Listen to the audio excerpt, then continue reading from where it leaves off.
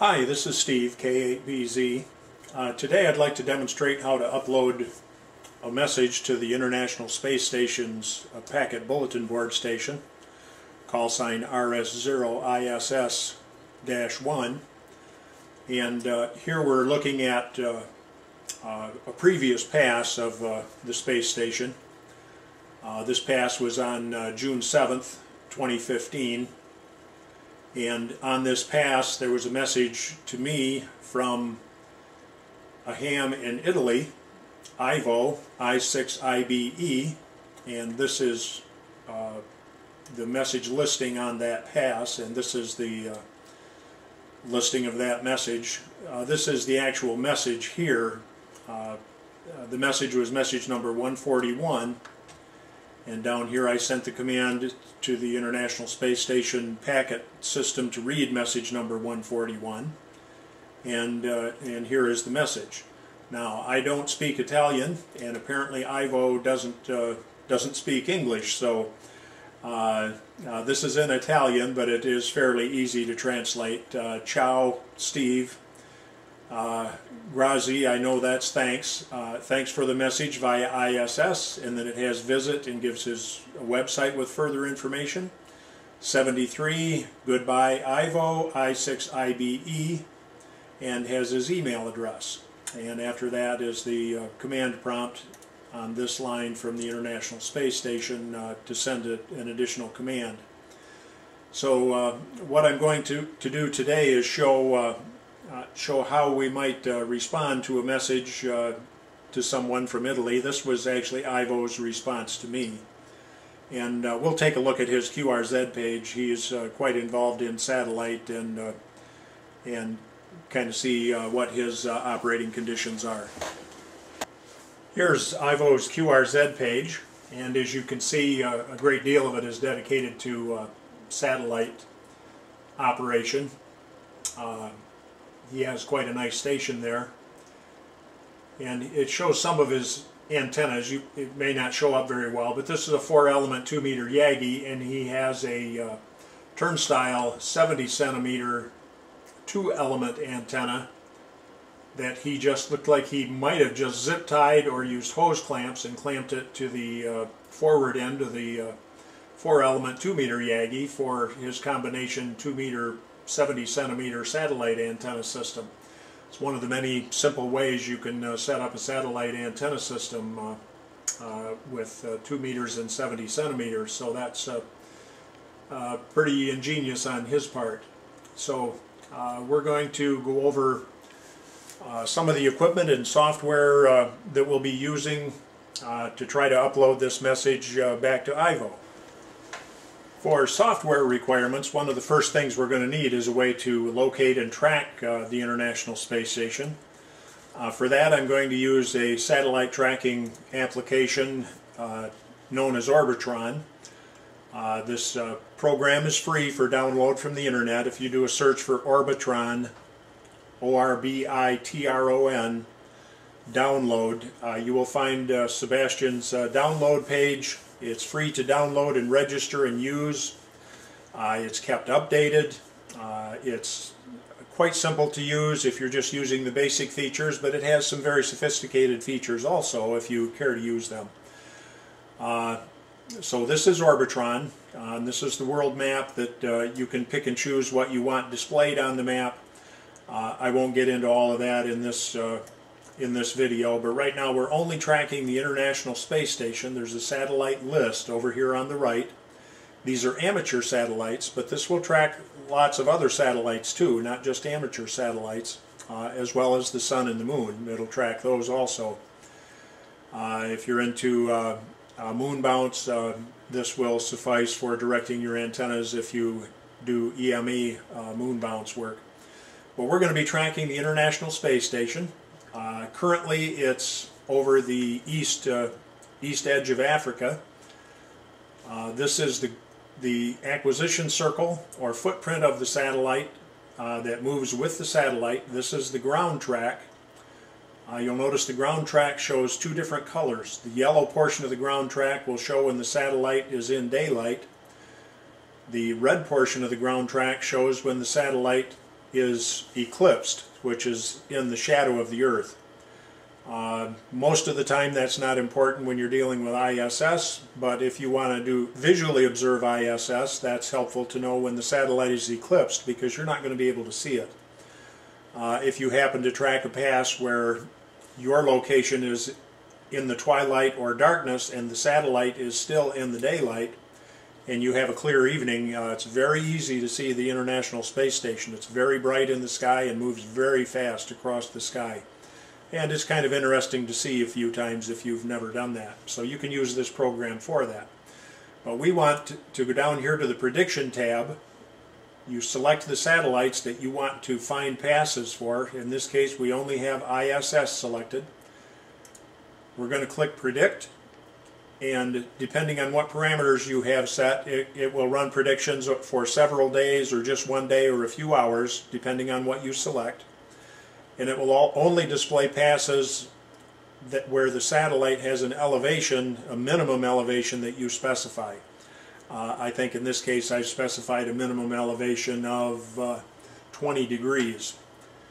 So once it's completed all the predictions, you click OK. That will get rid of that window, and then the predictions are displayed down here at the bottom, and there's a fairly long list.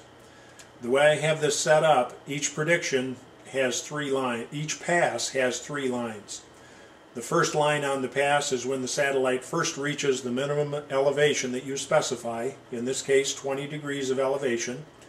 The second line shows when the satellite is at maximum elevation, and the third line is when the satellite is passing away from you and is back at the minimum elevation of 20 degrees. Now if you double click on these, let's double click on the first pass that's predicted. The display will automatically take you to that time, show you the satellite's location, and over here it will display what time that's going to occur. This is going to be at 1511 UTC. UTC is selected here, or I can just click local time. That's going to be at 1111.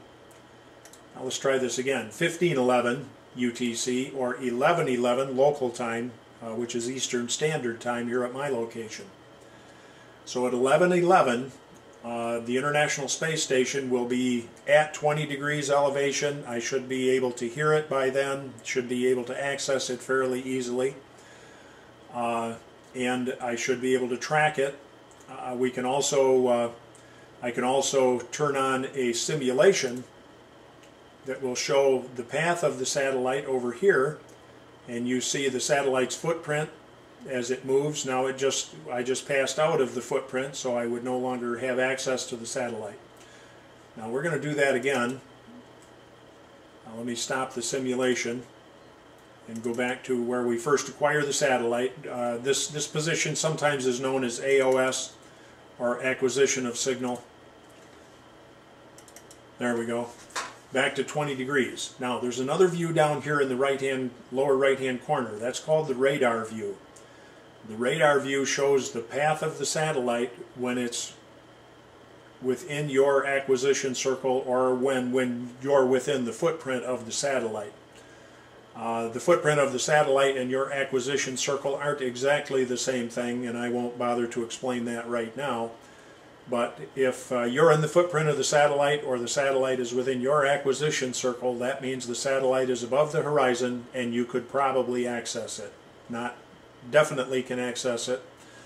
There are other factors that determine that, but it's possible because the satellite would be above the horizon. Now this is the ground track of the satellite in radar view. Think of this as a compass with north at the top end, south at the bottom end, west and east at either end, and then this is the path of the satellite. So where the satellite first reaches 20 degrees of elevation is almost due west, so that's where I would have the antennas pointed at that time. Then the satellite would track to due north and then disappear over the horizon to the northeast, as indicated on this ground track in the radar view. Now the closer that ground track gets to the center of the circle, the higher in elevation the satellite is. So the radar view can be used to determine the azimuth direction from your location to the satellite, and it can also be used to give you a relative indication of the elevation of the satellite. And that's useful information if you have directional antennas that you're going to be manipulating manually, either handheld antennas or antennas on an azimuth elevation rotor. So we're going to take a shot at this pass. It's going to begin at 11:11 local time, or 15:11 UTC, whichever you prefer. Now another view here. We're going to look on the radio tab, and it's going to show the azimuth bearing and elevation in degrees on these two left-hand positions. It's also going to show, if you enter the frequency in here, the operating frequency, it'll also show you the Doppler shift needed to correct for that. So you can use that as a guide for adjusting your transmit and receive frequencies, and I'll show you in a minute how I do that here. I don't do it automatically, I do it manually, but I'll show you in a few minutes how that's done.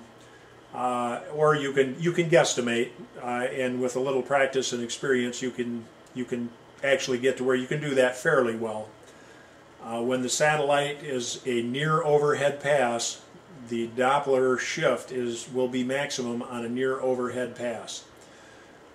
When it is almost a direct overhead pass, when it first comes above the horizon, the Doppler shift could be very near 5 kilohertz. So you would need to listen about 5 kilohertz high, and you would need to transmit about 5 kilohertz low until the satellite gets close to overhead, and then that Doppler frequency, the receive frequency that you will receive from the satellite, will dive drastically as the satellite passes overhead, and then you'll be receiving the satellite low in frequency until it disappears over the horizon. On low elevation passes that are shorter in duration, the Doppler shift isn't quite as wicked, but I'll show you a manual way to deal with Doppler shift when we're dealing with this. In addition to Orbitron, another software application that we're going to need to communicate with the space station is a dumb terminal program, so we can communicate to the TNC, which will send and receive packets to the International Space Station and display them on a terminal. The program I'm going to use is called Outpost. Outpost was made for public safety communications. If you are involved in ARES or RACES operation and use packet, you may have heard of Outpost or used it. It's a very nice set of programs that deals with a lot of the requirements of operating in public safety type operations. But it also includes a dumb terminal that you can get to from the Tools menu down at the bottom to the Interactive Packet, and then select the submenu Serial/COM port, and it will open a dumb terminal. Now, that is actually just a separate program that can be reached from Outpost. That's part of the Outpost suite of programs. But basically what I've done is created a shortcut to Outpost to the dumb terminal program, put it here on my taskbar so I can just get there with one click. Let me move that over to the screen, and I'll turn on the TNC. We'll get the sign-in prompt from the TNC and the command prompt whenever you press enter.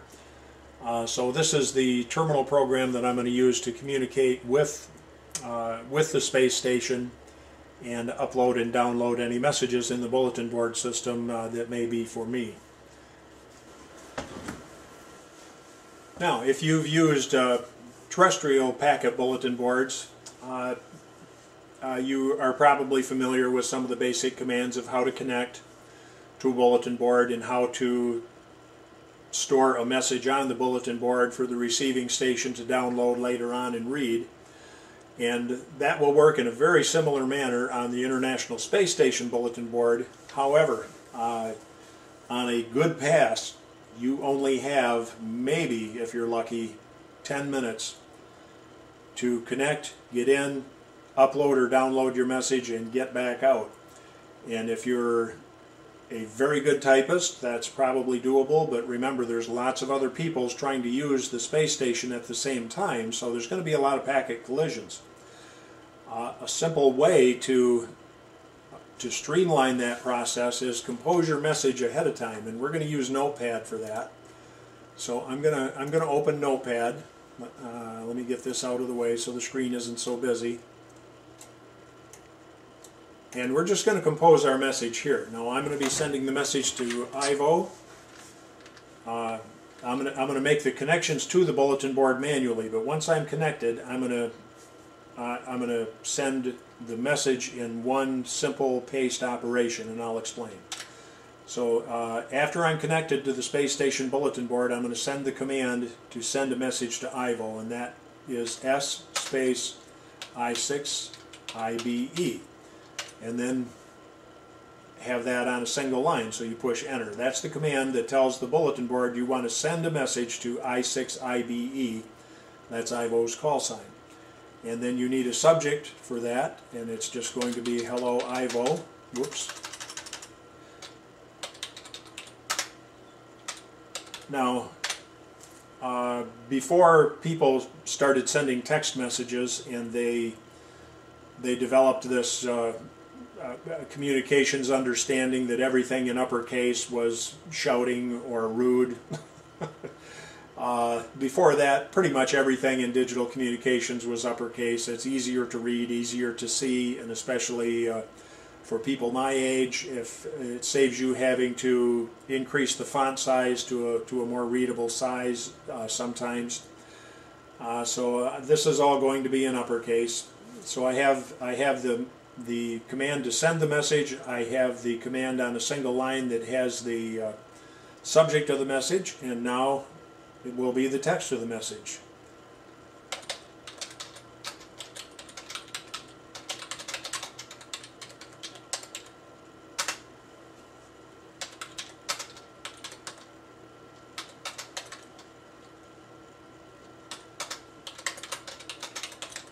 Thank you, Ivo, for the message via ISS 73 Steve K8BZ.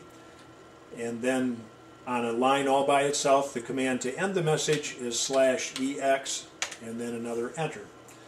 So I'm just going to save that. After I'm connected to the bulletin board, I'm going to select that whole thing and copy it using a shortcut command, Control-C. And then when I'm connected to the terminal, let's for a minute assume that I'm connected to the International Space Station, and this is, again, we'll assume this is the terminal program. If I want to send that message, I don't have to type it all, backspace to make corrections, wait to get through all the packet collisions. In one paste operation using the shortcut of Control-V, I can paste that message.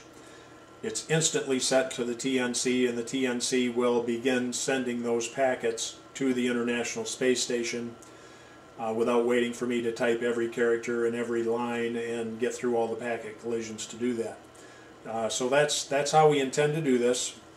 We'll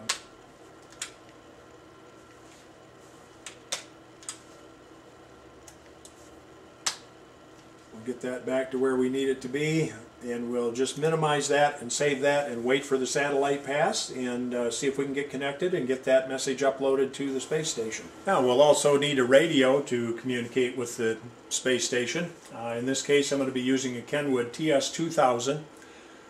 This is an HF, VHF, UHF radio that does have satellite capabilities. You can store satellite memory channels, and if it's a transponder satellite, it will automatically track the uplink and downlink frequencies if you program them correctly for inverting and non-inverting transponders. But the International Space Station is not a transponder satellite. It's basically a digipeater as used for the bulletin board. So it transmits and receives on the same frequency. Now that frequency is 145.825 megahertz. And again, like I mentioned before, when the satellite is coming toward you, especially on a high altitude pass, you're going to be receiving it higher in frequency than that, up to approximately 5 kilohertz higher. As it begins to pass overhead, that may drop down very rapidly from 5 on down to the actual simplex frequency of 145.825. As the satellite's passing away, especially on a high altitude pass. When it gets down near the horizon, you may be receiving it 5 kilohertz low. That's quite a wide spread of 10 kilohertz, up to 10 kilohertz to receive a packet signal in the FM mode on 2 meters. So when the satellite is coming toward you and you're receiving the satellite 5 kilohertz high, you need to transmit to the satellite almost 5 kilohertz low in order for the satellite to receive you on 145.825. So that's a lot of busy work to be adjusting your transmit and receive frequencies while you're trying to transmit to and from the satellite and copy the packets. So this radio has the ability to program split frequencies in memory, where you transmit on one frequency and receive on another.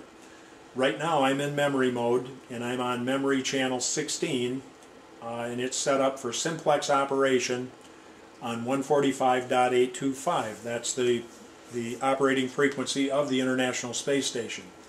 But I'm going to back up a couple of memory channels. I'm going to go down here to memory channel 14. Now you'll see this is a split frequency here. This is receiving on 145.830, which is 5 kilohertz higher than the frequency that they operate simplex. And it transmits on the smaller frequency display to the right, 145.820. So I'm listening 5 kilohertz high, transmitting 5 kilohertz low on a programmed split frequency on the TS2000. So on a high altitude pass, when it first comes over the horizon, that's the channel I'm going to set the TS2000 to, so I can listen 5 kilohertz high and transmit 5 kilohertz low. As the satellite gets higher and higher in altitude and closer, I'm going to just turn the channel selection switch up 1 to memory channel 15, and now I'm listening 2.5 kilohertz high and transmitting 2.5 kilohertz low. As the satellite is overhead, I can move it up to where we began, simplex on 145.825. Now it's not going to be there very long. It's going to pass overhead very quickly, and you probably won't really need to use the simplex frequency much at all, but it's in there just so it's available. And now there's two more. As the satellite's moving away from you, I'm going to go up to the next memory channel, and this time we're listening 2.5 kilohertz low and transmitting 2.5 kilohertz high from the assigned simplex frequency. And the last one is another memory channel that I will use as the satellite is getting very near the horizon, just about to disappear over the horizon. It's going to listen 5 kilohertz low and transmit 5 kilohertz high. And that way it's not right on the money at any given time, but very easily by rotating one knob you can compensate for Doppler shift. Doppler shift for ISS on high altitude passes, and on lower altitude passes where the Doppler shift isn't going to be as wicked, we can just start on the 2.5 kilohertz high and low channel, go to the simplex channel as it passes overhead, and then the 2.5 kilohertz low and high pair, and you don't need the 5 kilohertz pair. So either 3 or 5 memory channels, and you just rotate through them in sequence as the satellite's going through its pass, and you can stay on frequency good enough to get packets to and from the satellite. So it's a quick, easy, and simple way without a lot of interfaces to correct for Doppler shift. Now, the TNC we'll be using for that is a CAM Plus. This TNC has been in use for many, many years, and it's still going strong. I have that setting right on top of the TS2000. This is dual port TNC. That bar graph that you see flickering there is the HF tuning display. That's not going to be used. I have my HF radio on right now. That's why it's flickering. If I turn that off, that will stop. There. So the other tuning indicators are just simple LED lights, and you don't really need those. when you're operating a simplex on FM packet. I will be using rotatable antennas with an azimuth elevation rotor. It's the Yaesu 5400B satellite rotor system. So I'm going to go ahead and get those set right now well before the satellite pass. The satellite again will reach 20 degrees elevation at about due west. So we'll go ahead and rotate that around to due west, and we might as well go up to about 20 degrees of elevation at the same time. And we'll adjust this every couple of minutes through the pass to stay close to the satellite. And that should do it.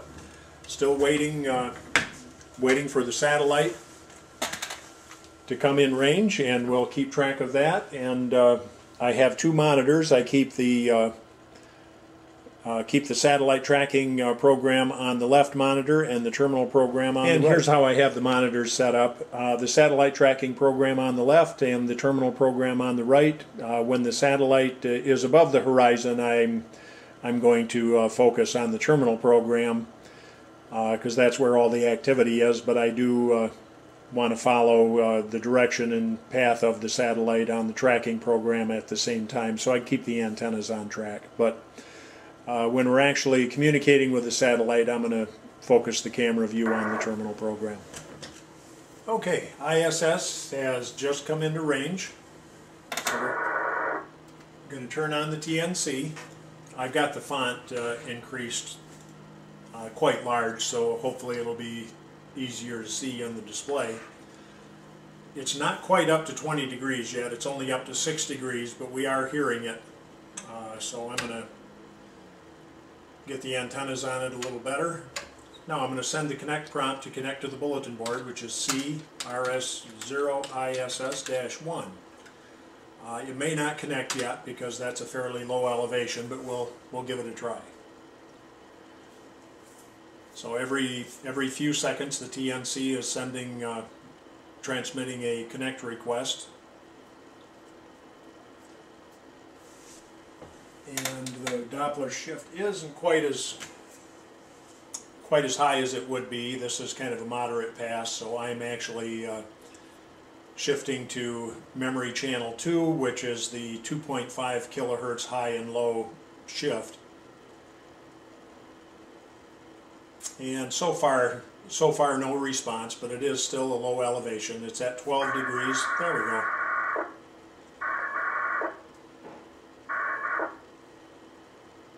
Now there's lots of other activity on the satellite, so retry it out. So we'll try again. What you're hearing would be mostly APRS activity. That's almost everything that's going on. I just did a status check. It's showing there's a connect in progress to RS0ISS-1. Tweak the antennas a little bit.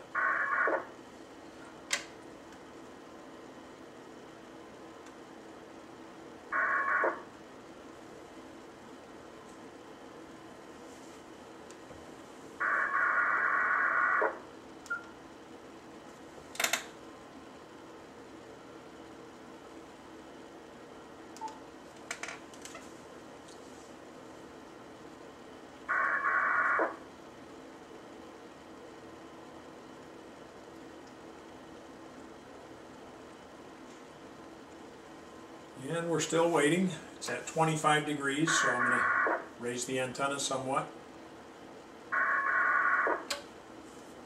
Okay, there's it retried out. Now it's showing some APRS info. You'll see the coordinates there from N0AIG. We'll try again.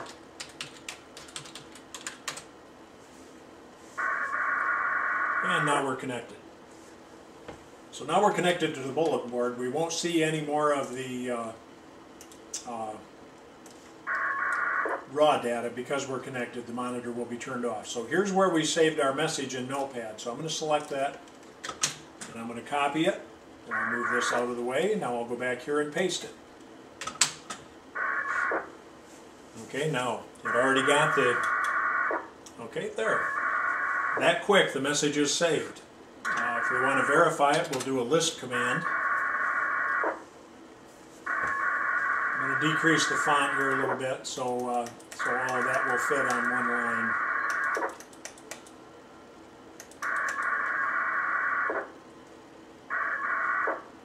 And we'll scroll back up. Here's where we sent the message. And when I did the list command, there is the message. It's message number 150 to I6IBE from K8BZ. Hello, Ivo. Now I won't reread the message. There's no other messages here to me. There are some from me that have not been read. And that's all there is to it. That quick. We're in and out, and we're barely halfway into the satellite pass, so if done in that manner, you don't tie up a lot of resources to the satellite. So I'm going to send the disconnect command, which is the letter B. We'll disconnect from the satellite, actually from the bulletin board station. And after that, we're just going to be monitoring the raw data, and we can take a look and see what else is going on. Update the antennas. There it shows we disconnected. Now N3 DWB is digipeating. I don't think he's going to digipede all the way to Israel. I'm not sure what that's all about. 4X4YDD is who he sent that packet to.